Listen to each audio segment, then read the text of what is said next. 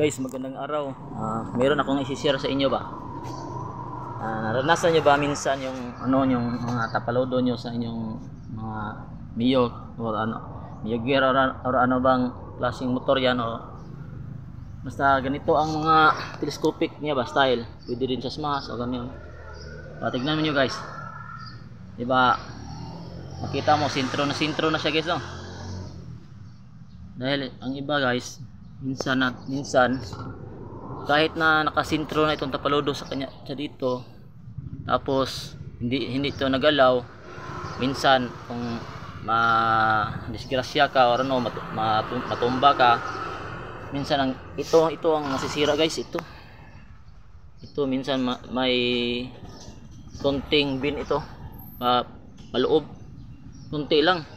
Kaya sa Mio ko ganito siya dati, ang kanyang ligid medyo hindi siya nasintro dito ba, tabingi siya dito, konti tabingi siya ng mga 1 inch guys.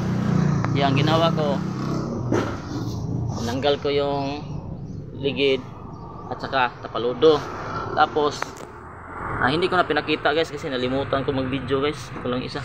Ang ginawa ko, nilagyan ko ng tip dati dito. Nilagyan ko siya ng tip dyan bilang palatandaan guys ba, bilang palatandaan na itong part na ito dito siya sa labas. Tapos pagtanggal ko, tinanggal ko to tapalodo, niluwagan ko yung yung nut dito, inikot ko guys, palatandaan dito. Tapos ito ang nasa loob, inikot ko siya pa ganun guys, pa counterclockwise guys. Kung konti lang ang tabingi dito, pwede mong ang dito na sa labas ibalhin mo dito guys.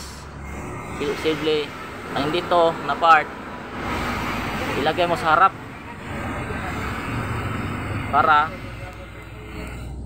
ang ang bin niya pa loob maging bin niya pa labas na naman. Kaya ito nangyari guys.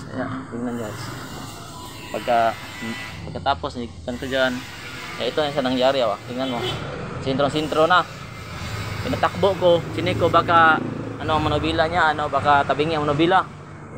Hindi naman, okay naman ang manubila, walang problema. Dito lang talaga. Kaya minsan marasan nyo na parang tabingi ang pagtakbo nyo sa inyong motor, tapos tabingi ang manubila kasi dito yan sa ligid. Pero pag malaki na guys talaga ang niya dito,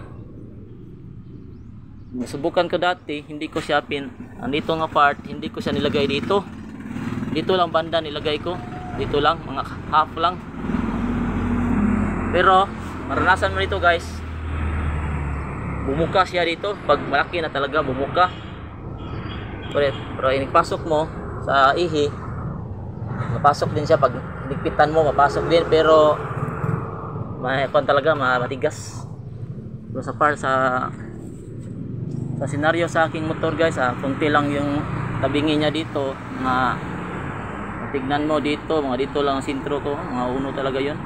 Pero anong nangyari sa ginawa ko guys, DIY ba, okay na guys. Yan lang ang ginawa ko. Subukan nyo kung ganyan din ang inyong mga tapalodo at saka ligid sa harap nyo guys. Subukan nyo guys, tingnan nyo guys, sintro niya guys. Sintro na guys. Hindi ko na pinabin sa machine shop guys kasi mahal ang bayad, konti lang diferensya. Okay guys, salamat. Like and share and follow guys. Motovlog Shipgear. Thank you.